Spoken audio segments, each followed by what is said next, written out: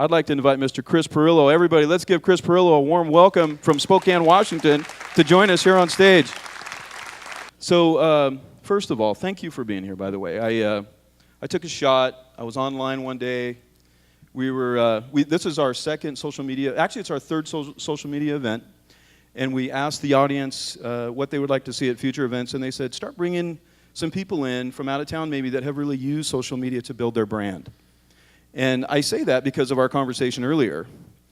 And when you really talk to folks, because social media is so new, relatively speaking. No, speaking. It's not. Human beings have always been social. And social media is nothing more than a phrase that translates as marketing. So, if you're afraid of the words social media, don't be. Because it's nothing new. It's just a different set of tools, that's all. You feel better now? I feel much better. Sheesh. You got long There's fingers, no animosity. I'm just saying, well, because a lot of people kind of get this glazed look in their eye as soon as you bring up this. It's a buzzword, right? I mean, before social media, it was, let's see here, new media, which is new media old media now? No, old media is still old media, but then before new media was digital media, and before digital media was multimedia. So the real question is, what is the next media going to be? So social is just, pardon me, an adjective. I'm getting a little try mouth. Hold on, time out. Before you jump into all the questions I have for you. Okay, time out, just 1 second. I appreciate the passion. Love it. Actually, for folks that aren't familiar with you, as they are from my intensive research, would you do me a favor and just share with people, a little bit about yourself? Where are you from? How you got your start in technology, I would say, or whatever brought you to this direction. I think let's just familiarize you with the crowd here in Spokane. Oh, certainly. Well, I'm a little outspoken in my opinions. Was that obvious? I think I was kind of born to have a microphone in my hand. I mean, my head was shaped like a microphone growing up. Very much when you have a windscreen. My head, that wasn't hair, it was a windscreen, actually, when I was younger. I'm kidding, it wasn't a windscreen. You could tweet that, though, if you wanted to. So long as you spell my name right. Sorry. So I grew up in Des Moines, Iowa, or in the Des Moines, Iowa area, and in the very short amount of time that I've spent in Spokane now, 5 hours or so, it does have the same type of feel that I had growing up in Des Moines, Iowa, a small, big town. And was attracted to technology pretty much since I was an embryo.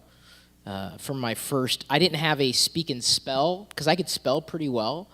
I had a speak and math. They had, did anybody, you guys remember the speak and spell, speak and math? There's also speak and read. So my parents, I have two younger brothers, decided to give us, the tool that would better, help make us, more well-rounded. And that didn't help at all. I didn't grow up to be a programmer or developer. I was certainly interested in technology, having a Commodore 64 in the house. And my dad was an accountant, so we ended up going PC. And I pretty much stayed that way up until recently, and then switched to the Mac after Windows Vista was released. So, much better clothing too, by the way. Whew. Let me tell you, wow! I took my lumps for that one. Maybe we'll get into that at a later point in this conversation. So, I was always kind of interested in gadgetry and technology, but it didn't really get interesting for me until I got into college. And I went to the University of Northern Iowa, UNI, which nobody's heard about.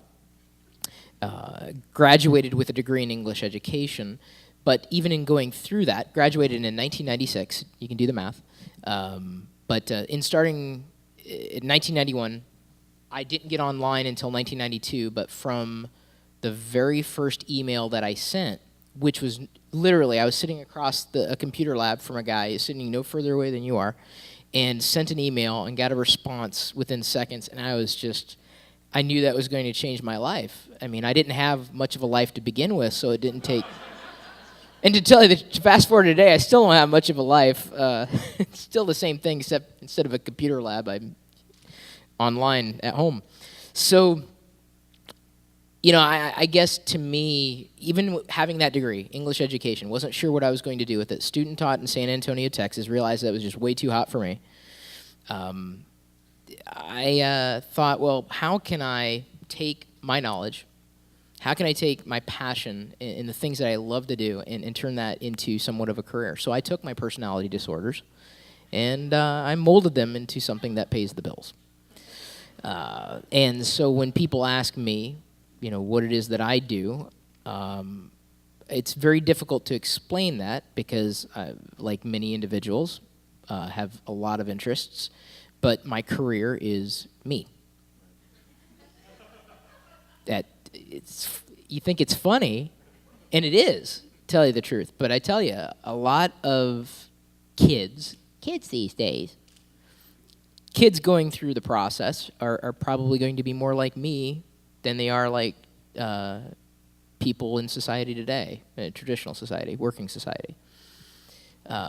We now have the ability to more easily generate revenue, make money, from being ourselves, caring about the things we care about and sharing that passion, being good salespeople, whether they're egomaniacs. That was me. Why are you looking at me like that? Saying. No, and I wasn't looking at everybody. I was saying a large part of what has made, I guess, my career grow was being very aware of who I am. And instead of kind of reveling against the geekery and the loving to be a geek, I just kind of embraced it. And as much as it is me, it's also a part of the personality or persona, which is that persona, the cartoon persona, is far different from the real Chris. That's the nerdy, geeky, bucktooth Chris. Well, just to be fair, I mean, that was the interesting challenge. And kind of the fun part of learning a little bit more about you.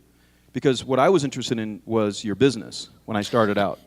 And then I thought, this guy's really interesting. He's got a really interesting brand.